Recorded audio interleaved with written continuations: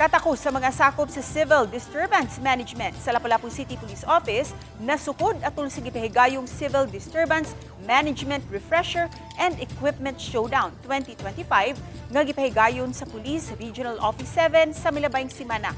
Gipakita sa mga sakop sa CDM Lapu-Lapu ang mga basic formation kung unsaon pag-manage ang mga protesta, pag-disperse sa mga riot ug mga counter-attacks. Gawas sa Lapu-Lapu City Police Office, may perform usab ang mga sakop sa CDM sa nagkalain-laing police offices Lukop Region 7. Usa kini sa mga pagpangandam alang unya sa umaabot nga ASEAN Summit, diin ang Lapu-Lapu City ang usa sa mga host cities sa nasud international event.